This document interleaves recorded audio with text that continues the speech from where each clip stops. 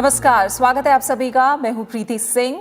Covid मरीजों की संख्या फिर बढ़ रही है। संसद टीवी आपसे अपील करता है कि आप कोई भी कोताही ना बरतें, सुरक्षा के सभी उपायों का पालन करें और 45 वर्ष से अधिक आयु के सभी लोग बेहिचक टीका लगवाएं। सुरक्षित रहें और 3 आसान उपायों का पालन करें।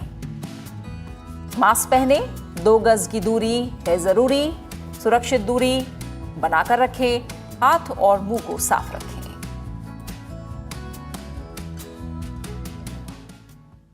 और अब एक नजर मुख्य समाचारों पर। पश्चिम बंगाल विधानसभा चुनाव के चौथे चरण में हिंसा। सीतलकुची सीट पर सुरक्षा बलों से हथियार छीनने की हुई कोशिश। गोलीबारी में 5 लोगों की मौत। प्रधानमंत्री ने कहा, कार्रवाई करे चुनाव आयोग। 44 सीटों के लिए 76% से अधिक मतदान।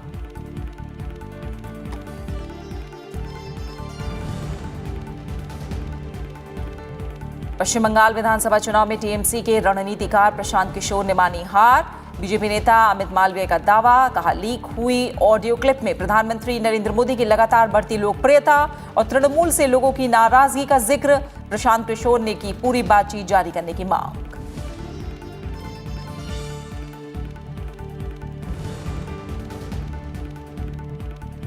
देश में बीते 24 घंटे में सामने आए कोरोना के रिकॉर्ड 1,45,000 से अधिक नए मामले।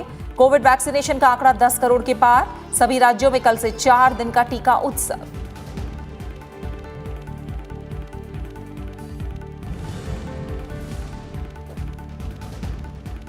भारत और चीन के बीच 13 घंटे चली 11वें दौर की कोर कमांडर स्तर की वार्ता। पूर्वी लद्दाख से सैनिकों की वापसी पर रहा जोर। बाकी मसलों को लेकर मौजूदा समझौते के मुताबिक तेजी से समाधान पर बनी सहमति।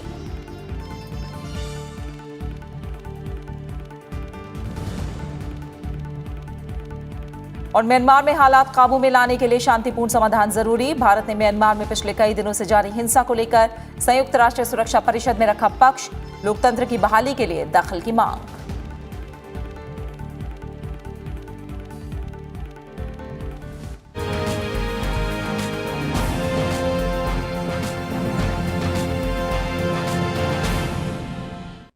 खबरों में सबसे पहले बात विधानसभा चुनाव से जुड़ी खबरों की। पश्चिम बंगाल विधानसभा चुनाव के चौथे चरण के लिए आज वोटिंग का काम पूरा हो गया।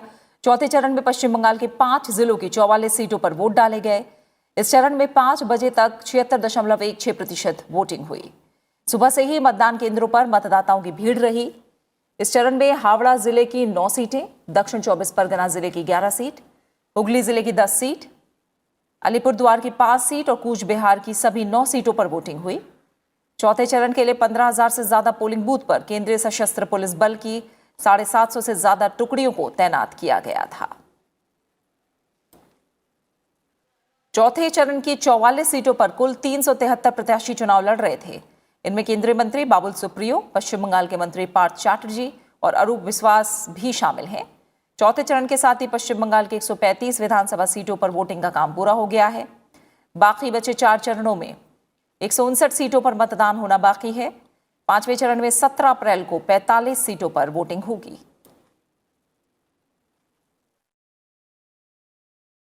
वहीं पश्चिम बंगाल में चौथे चरण के मतदान के दौरान कूच बिहार जिले में हिंसा हुई है। यहां 2 अलग अलग घटनाओं में 5 लोगों की मौत हो गई है।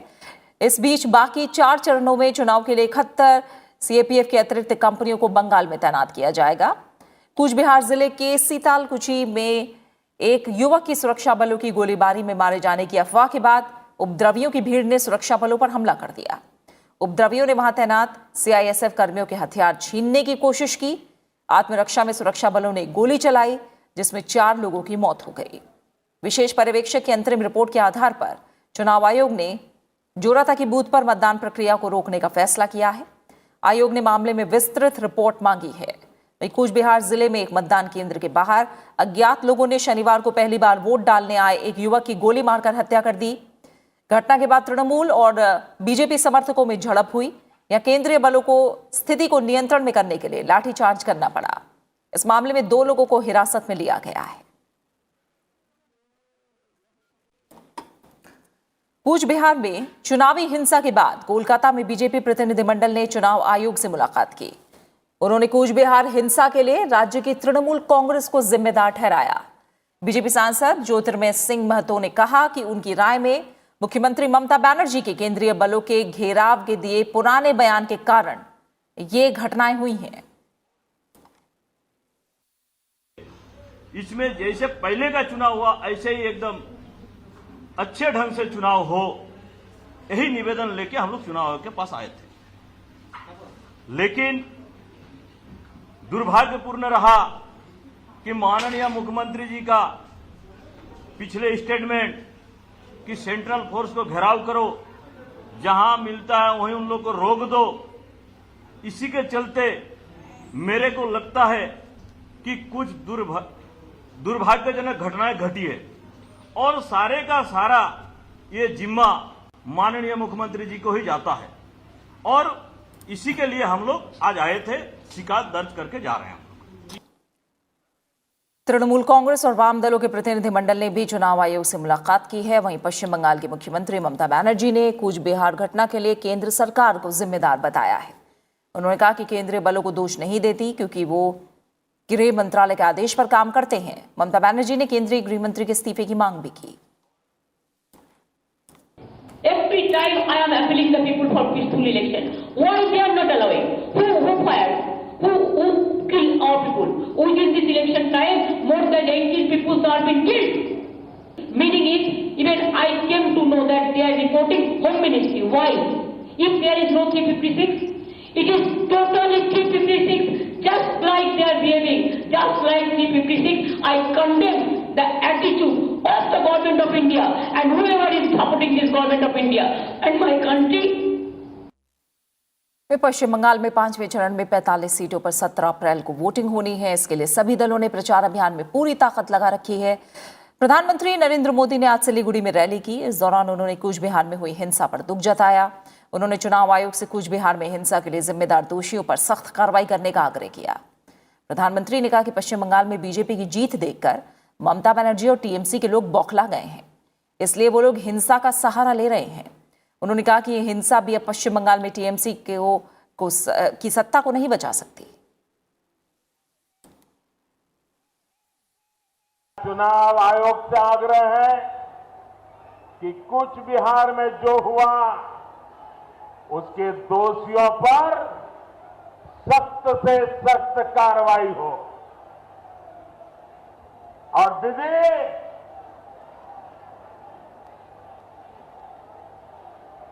ये हिंसा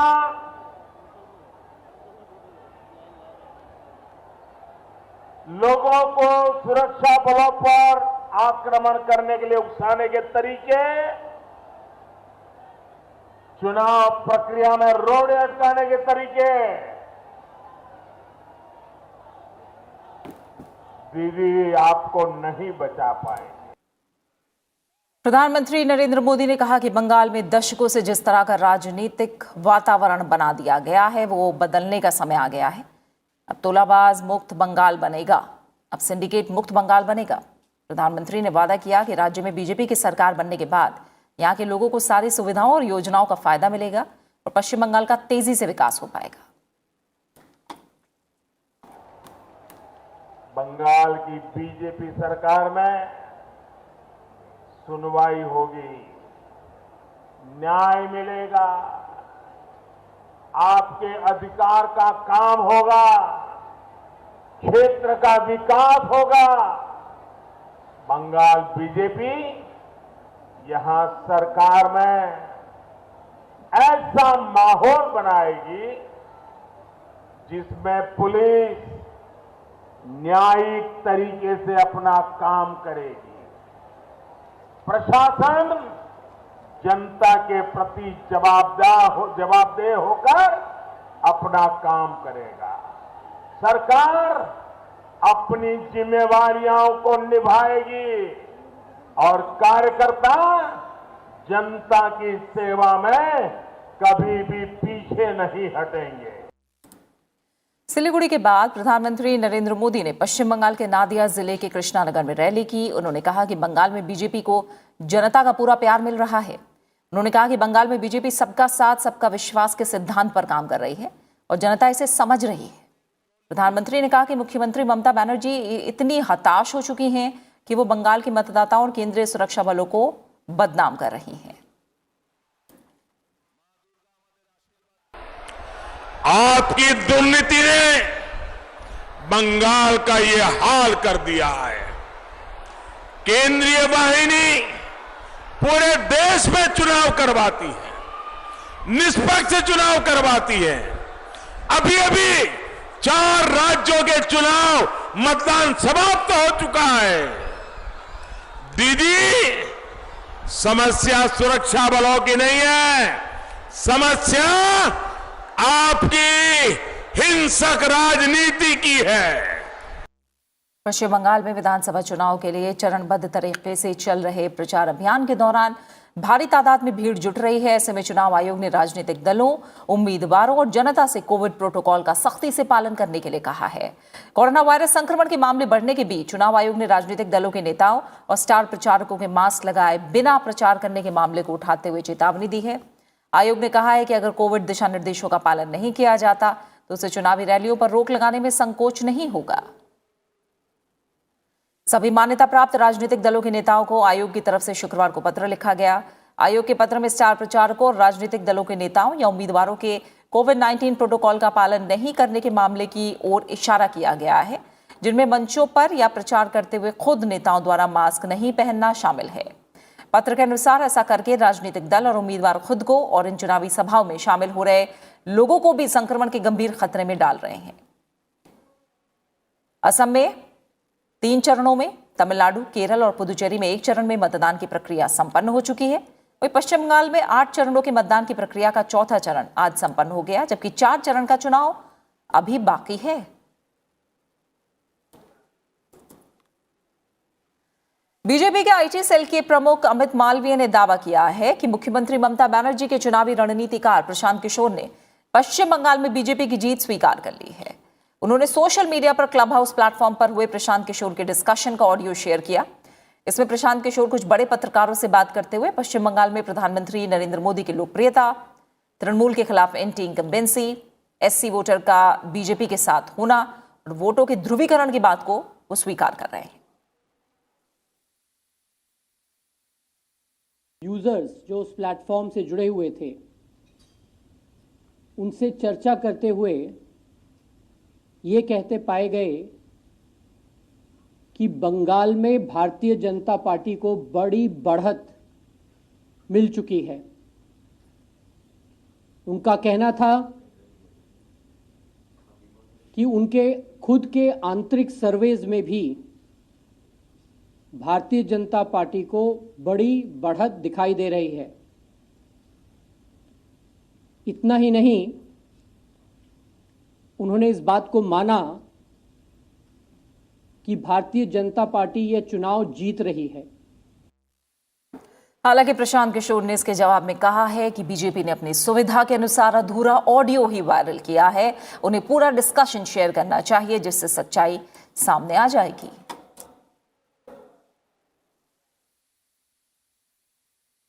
चुनाव आयोग ने असम में 3 विधानसभा क्षेत्रों के 4 पोलिंग स्टेशन पर दोबारा मतदान कराने की घोषणा की है।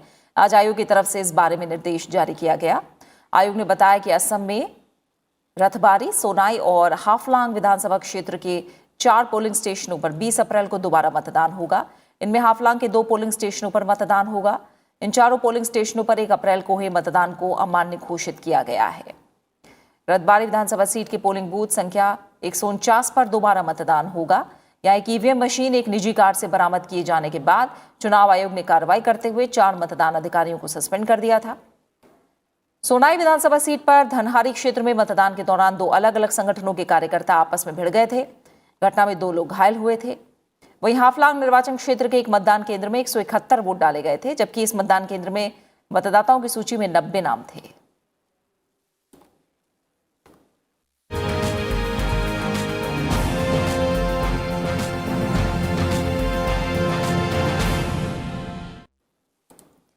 और अब बात करेंगे कोविड अपडेट से जुड़ी खबरों की। पिछले 24 घंटों के दौरान रिकॉर्ड 1,45,384 नए मामले सामने आए हैं। वहीं स्वस्थ होने की दर घटकर 90.79% रह गई है। कल एक दिन में 77,000 से अधिक लोग संक्रमण से ठीक भी हुए।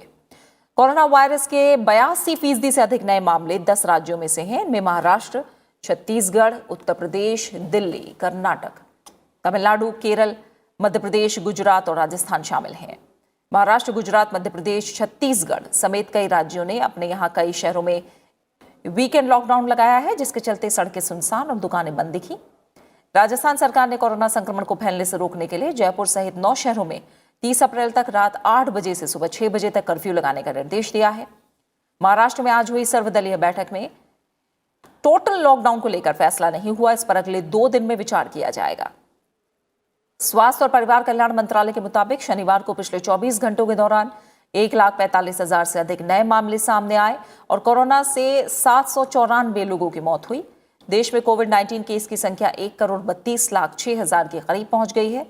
इसमें 10,46,631 एक्टिव केस हैं। अब तक 1,19,90,000 लोग कोरोना से मुक्त हो चुके हैं और 1,68,000 से ज्यादा लोगों की मौत जानलेवा वायरस से हुई है। Indian council of medical research के मुताबिक शुक्रवार को 11,73,000 से अधिक टेस्ट हुए।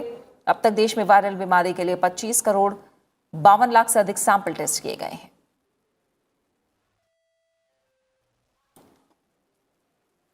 कोरोना संक्रमण के बढ़ते आंकड़ों के बीच देश ने कोविड वैक्सीनेशन अभियान भी तेज हो गया है। भारत ने दुनिया में सबसे तेज 10 करोड़ का टीकाकरण का आंकड़ा पार कर लिया है। स्वास्थ्य मंत्रालय के मुताबिक भारत ने 85 दिनों में 10 करोड़ कोविड-19 के टीके लगाए हैं। इससे पहले अमेरिका ने 85 दिनों में 9.2 करोड़ और चीन ने 6.14 करोड़ टीके लगाए। ब्रिटेन ने 2.13 करोड़ टीके लगाए हैं। कोविड मरीजों की संख्या में तेज बढ़ोतरी से निपटने के लिए देश भर में कल से टीका उत्सव आयोजित किया जा रहा है। इसमें 14 अप्रैल तक लोगों को टीका लगाने का व्यापक कार्यक्रम चलाया जाएगा। प्रधानमंत्री नरेंद्र मोदी ने सामूहिक टीकाकरण कार्यक्रम का आह्वान किया है। प्रधानमंत्री नरेंद्र मोदी ने युवाओं से आग्रह किया है कि वो बड़ी तादाद में आगे आकर कोविड टीकाकरण के लिए पंजीकरण करवाने में वरिष्ठ नागरिकों और उन लोगों की मदद करें जो टीके के लिए योग्य घोषित किए गए हैं। 4 दिन का टीका उत्सव इसलिए भी खास है क्योंकि 11 अप्रैल को प्रसिद्ध समाजसेवी ज्योतिबा फुले की जयंती है और 14 अप्रैल को बाबा साहेब अंबेडकर की जयंती देश भर में मनाई जाएगी। पात्र लोग कोविन पोर्टल और आरोग्य सेतु ऐप की सहायता से भी टीकाकरण के लिए पंजीकरण करवा सकते हैं। इसके अलावा वो टीकाकरण केंद्रों पर भी जाकर पंजीकरण करवा सकते हैं। ज्योतिबा फुले जी की जन्म जयंती है और 14 अप्रैल बाबा साहब आम्बेडकर जी की जन्म जयंती है। क्या हम 11 अप्रैल से 14 अप्रैल पूरे अपने राज्य में टीका उत्सव मना सकते हैं? एक पूरा वातावरण क्रिएट कर सकते हैं टीका उत्सव का। एक विशेष अभियान चलाकर हम ज्यादा से ज्यादा एलिजिबल लोगों को वैक्सीनेट करें। जीरो वेस्टेज तय करें हम कि इन 4 दिन जो है टीका उत्सव में जीरो वेस्टेज होगा। केंद्रीय स्वास्थ्य और परिवार कल्याण मंत्री डॉक्टर हर्षवर्धन ने कहा है कि होम्योपैथी देश में स्वास्थ्य देखभाल संबंधी आवश्यकताओं को पूरा करने में आधुनिक चिकित्सा प्रणालियों के साथ मिलकर महत्वपूर्ण भूमिका निभा रही है। होम्योपैथी पर आयोजित एक सम्मेलन में उन्होंने कहा कि कोविड के उपचार केंद्रों में महामारी से निपटने के लिए आयुष चिकित्सा प्रणाली के औषधियों का भी उपयोग किया गया और इसके अच्छे परिणाम भी सामने आए। डॉक्टर हर्षवर्धन ने कहा कि भारत की राष्ट्रीय स्वास्थ्य नीति में आयुष प्रणाली को लोकप्रिय बनाने के महत्व को स्वीकार किया गया है और इसके लिए बुनियादी ढांचे से जुड़ी सुविधाओं का विकास करने, आयुष औषधियों की गुणवत्ता सुनिश्चित करने और संस्थाओं की क्षमता बढ़ाने का भी लक्ष्य रखा गया है। इस सम्मेलन का आयोजन आयुष मंत्रालय के तहत केंद्रीय होम्योपैथी अनुसंधान परिषद ने विश्व होम्योपैथी दिवस के अवसर पर इस चिकित्सा प्रणाली के जनक डॉक्टर सैमुअल हेनीमैन की स्मृति में किया है। Homeopathy is widely popular in providing individualized and holistic treatment to patients, and it is successfully integrated in several public health programs like the National Program for Prevention and Control of Cancer, Diabetes, Cardiovascular Diseases and Stroke of the Ministry of Health and Family Welfare, Swasthya Raksha Program of the Ministry of Ayush, and others for health promotion and prevention as well. Bharat और बांग्लादेश के बीच सैन्य सहयोग को बढ़ाने के मकसद से थल सेना अध्यक्ष जनरल मनोज मुकुंद नरवणे 5 दिनों की यात्रा पर ढाका में हैं। आज उन्होंने रणनीतिक रूप से अहम बांग्लादेश के कॉक्स बाजार स्थित रामू सैनिक कैंट का दौरा किया। बांग्लादेश के रामू कैंट में उन्होंने बांग्लादेशी सैनिकों के सैन्य कार्यों का अवलोकन किया। भारतीय सेना प्रमुख के सामने बांग्लादेश के सैनिकों ने विशेष रूप से अपने कौशल का अवलोकन किया। सेना प्रमुख नरवणे ने रामू में भारत बांग्लादेश सैनिक सहयोग के प्रतीक के रूप में वृक्षारोपण भी किया। रामू में बांग्लादेश के 10वें इन्फेंट्री का मुख्यालय है। वहां उन्होंने बांग्लादेश सेना के अधिकारियों के साथ विस्तृत बातचीत की। शुक्रवार को थल सेना अध्यक्ष नरवणे ने बांग्लादेश सेना के लिए कोविड वैक्सीन का 1 लाख डोज गिफ्ट के तौर पर भी सौंपी है।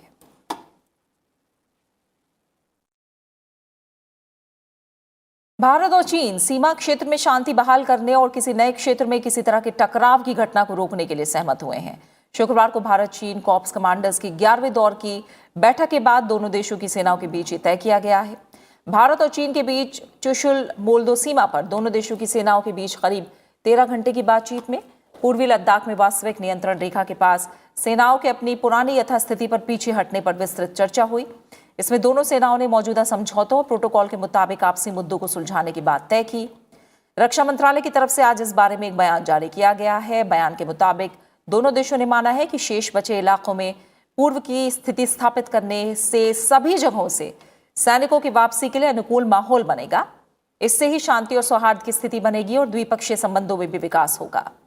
दोनों पक्ष इस बात पर भी सहमत हुए हैं कि दोनों देशों के नेताओं के बीच इस मामले में जो सहमति बनी है वो उससे दिशा निर्देश लेंगे।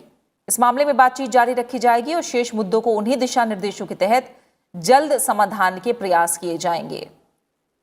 इससे पहले इस साल फरवरी में पैंगोंग त्सो लेक के उत्तरी और दक्षिणी इलाके से दोनों देशों की सेनाओं की वापसी शुरू हो गई थी और अब वहां दोनों देशों के सैनिकों का जमावड़ा भी खत्म हो गया है।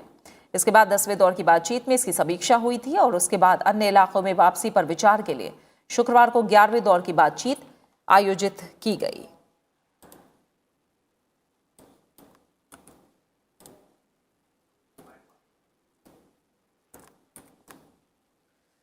भारत और चीन, जैसा हमने बताया कि सीमा क्षेत्र में शांति बहाल करने और किसी नए क्षेत्र में किसी भी तरह के टकराव की घटना को रोकने के लिए सहमत हुए हैं।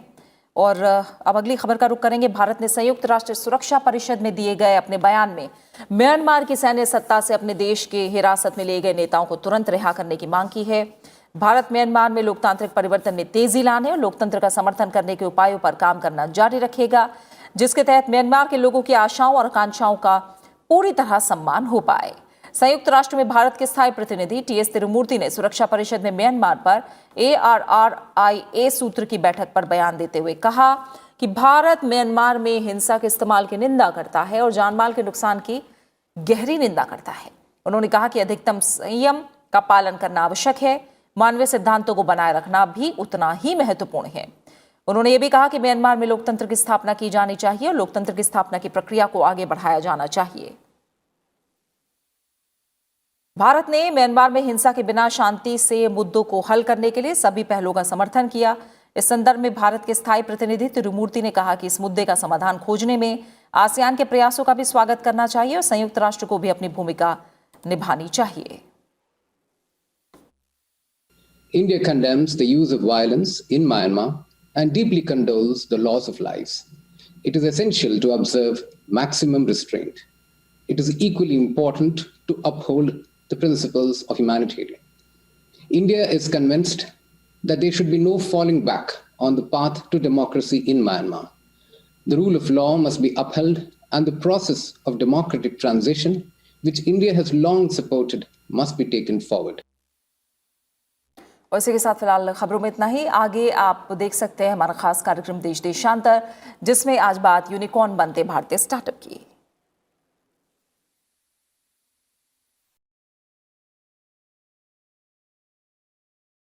और अब आखिर में चलते चलते एक बार फिर आपसे अपील, कोविड महामारी से बचाव इस समय बेहद जरूरी है। मरीजों की संख्या फिर से बढ़ रही है। संसद टीवी आपसे अपील करता है कि आप कोई भी कोताही ना बरतें, सुरक्षा के सभी उपायों का पालन करें और 45 वर्ष से अधिक आयु के सभी लोग बेहिचक टीका लगवाएं। सुरक्षित रहें और 3 आसान उपायों का पालन करें। मास्क पहने, 2 गज की दूरी है जरूरी, सुरक्षित दूरी बनाए रखें और अपने हाथ और मुंह को साफ रखें। अपना अच्छे से ख्याल रखें और मुझे दीजिए इजाजत। नमस्कार।